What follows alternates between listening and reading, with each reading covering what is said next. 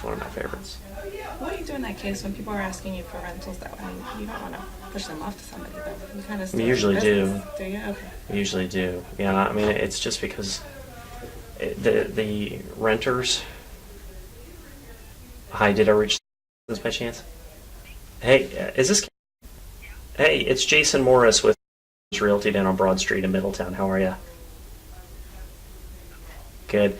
Hey, listen, now, you were not expecting my call, so I'll keep it quick here. The reason I was ringing your phone is that you had talked to a member of my team back in November, and apparently you were saying that you have 2 houses that you were planning on selling this spring, and that you were working on them. I just wanted to check in and see kind of what the latest was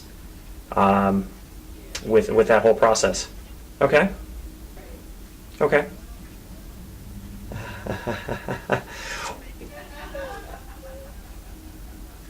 Okay. Well, if I might make a suggestion, one of the first things that most folks tend to do, and it varies, but usually what happens is somewhere early on in the process, let's say anywhere between, 6 months to a year out, usually they set up a meeting to have somebody come out and give them an estimate on values, and then also walk through the house and talk to you about what stuff needs to be done in order to prep for the buyers. What I find is that when you're watching things like HGTV and all that kind of stuff, they're there to sell you building materials. They want you to go to Lowe's and Home Depot and all their big sponsors to spend a ton of money on prepping the house. The reality is there's a lot of corners that you can cut to make it look good but not break the bank. And that's really where we're fitting in, is to talk to you about the dollar productive activities that you can do versus just blowing money out the door doing crazy things to the house that doesn't necessarily turn you a profit. Do you think something like that would make sense? Okay, all right. Well, let's start with. Okay. In any case, I would need to know a little bit about the houses so I could kind of start putting together information. You have 2 properties that you're planning on selling, correct? Okay. Well, I guess pick your favorite, and can you tell me a little bit about it? Okay, I know right where you're at.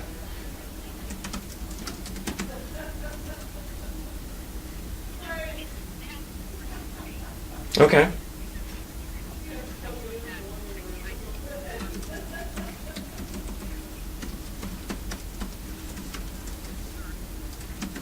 Okay. Okay. So, and you said you have 2 full, 2 half bath? Okay. Does it have a finished basement? Oh. Okay. Okay. I gotcha.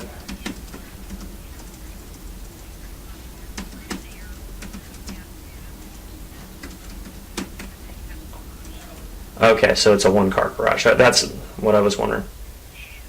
Oh, okay. That makes sense.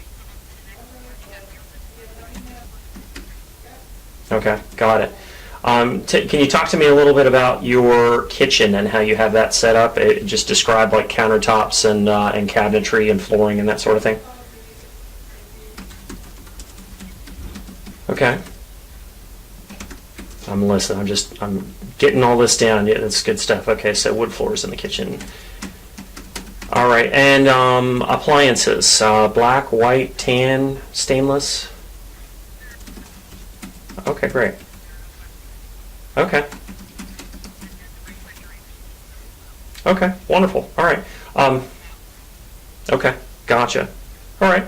Now, flooring throughout the house. It sounds like, is it mostly carpet with like a hardwood landing, or what do you have for flooring? Inside of the front door, or on the outside of the house? Really? Okay. Well, we need a new roof. Not this minute. Okay. We want to get the pricing. Gotcha. Okay. All right. Got it. Okay. Anything else that you can think of about the house that you haven't already described that someone looking for a home might be It's just time. want to know? We want to do it before we have an issue. So, Okay, great. we're thinking. Okay, and you put those as you put those in? They came with the house. So I guess you'll bring samples. Okay. and things like that. Got it. Okay. All right. And what is the address of that property? Okay. And now, so is the other one that you have, is that the, oh, okay, all right. Is that the house that you're living in right now? Or are you living somewhere else? You live, okay. Okay, all right.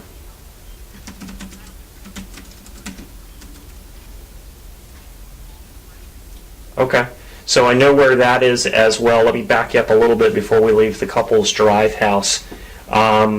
On that one, and this next question is completely subjective. There's no wrong answer to this, but if you had to rate that house on a scale of 1 to 10, and the example of a 10 is a new construction model version of that house with all the possible upgrades, where would you see your home falling on that scale?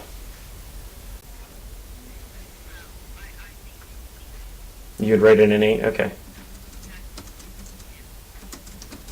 And what do you suppose you would have to do to it get it as close to a 10 as possible? Okay, great. All right. Okay. And one of the things that I will do for you when we give you value estimates on the house is I'm going to run a net sheet for you so that you can see what you'll take away from the sale in terms of profit. And for that, I need to have some sense as to what you owe on the house. Can you give me an idea as to the balance of any liens on it? Okay, and that's first mortgage, second mortgage, any revolving equity lines, any possible liens on the property. That's it. Okay. That's the total. Great. Okay. All right, cool. Okay. And since you've been online looking at values for, it looks like off and on for a while now, I have a feeling you've got kind of a rough number in your head. Just so I can get some sense as to where your head is at, what do you feel a buyer would pay for your home as it is right now?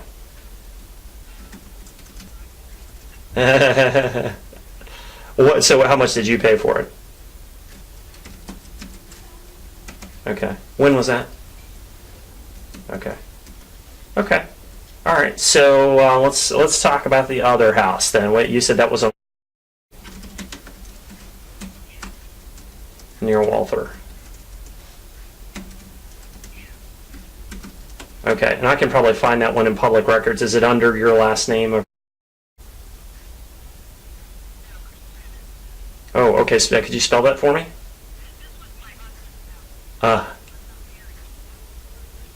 I see. And it's pronounced. Okay. Okay. So was your maiden name? Or it was. Okay. All right. Great. All right. So what can you tell me about the house? Is that a townhome too, or is... So that one you've not been into? Oh, okay. All right. All right. Gotcha. Right. All right. Okay. And that sounds like probably about the most of what you know about that particular house.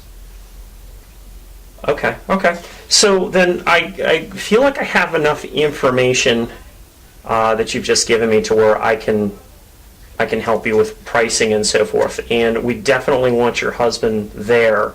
Why don't we do this? Why don't we do this if you think this makes sense? My schedule tends to fill up pretty quickly. It's much easier for me to either cancel something or move it than it is to drop it in last minute. Why don't we see if we can match up calendars to where you think he'll be around, and then I can just confirm when we get closer. I see. I see. Okay, fair enough, fair enough. All right. Well, do you have me on your caller ID right now? The 1585 number? Okay. So I guess just go ahead then and save that number. My name again is Jason Morris with Realty. Okay. And then when do you think I should check back with you? I certainly don't want to be underfoot, but I definitely want to help you when the timing is right here. Okay. Okay. Okay. All right. And if you want to have him give me a call, I'd be happy to talk to him and answer any questions that he has. I'm sure he's going to have some stuff that he wants to know before setting up any kind of meeting. And there is, by the way, there's no obligation to meet. This is really, 90% of the folks that I meet with are, I don't know, more than 6 months away from doing anything, and there's nothing signed. It's really just an informal kind of a get-together to do some game planning. Okay? Okay, all right. Any questions I can answer for you while I still got you on the phone, or are you good? Okay, all right. Well, thanks very much for taking my call. I appreciate it, and I'll talk to you in a couple of weeks. All right, take care now. Bye-bye. Okay, so what happened there, I don't know how much you could hear. As soon as I started, she could hear that I was getting up to asking for an appointment. Mm-hmm. And she jumped in right away and said, no, my husband. Yeah. Okay? Yep. So that tells me a couple things. Number one, the husband normally sets stuff up. So he's the one I really need to talk to. Mm-hmm. The other thing is that what the strategy that I used to see if she would set an appointment if she got to the point where she was more comfortable is that I had her tell me all the stuff about the house. Okay. Because that was an opportunity for me to ask her questions, let her talk, get comfortable giving information. And then I circled back around and said, okay, I've got enough to get you values, Yeah. right? Right. To see if she would set the appointment, knowing that she was probably going to go back I think. to the husband thing again. Right. When I get the husband objective or the objection or the spouse objection, which is super, super common, right? People throw that out there probably 70% of the time. Well, I have to talk to my spouse. Yep. Right. What I do is then I go for a tentative. I just say, hey, listen, do you feel that you're pretty familiar with your spouse's schedule to where we can set something up tentatively, and then we can just verify on the back end. More often than not, that actually works. Okay. Okay? I would say probably 80 to 90% of the time that works. She was really anxious about setting something without talking to her husband first, and I have a feeling it probably has something to do with the fact that they're fairly newly married. And they don't really have and it's also about his house too, because they have two houses, Okay. right? Yeah. So I think that she really just felt like she had to talk to somebody, Yeah. right, before doing anything. And it's unfortunate because when you don't get the appointment on the first call, the second call is so much harder to do. Okay. Because now she kind of knows who I am, she knows I'm coming, and she may duck and cover. Okay. Particularly if the husband has somebody he's already interested in Right. working with, which everybody on the planet has got a relative that's in real estate. So that was, I guess, a good example of the swing and a miss. That's what that looks like. That's what that progression unfolds like. And this just happened to have been the smaller percentage that said no. Usually when somebody shares that much, Yeah. they'll say yes. Right.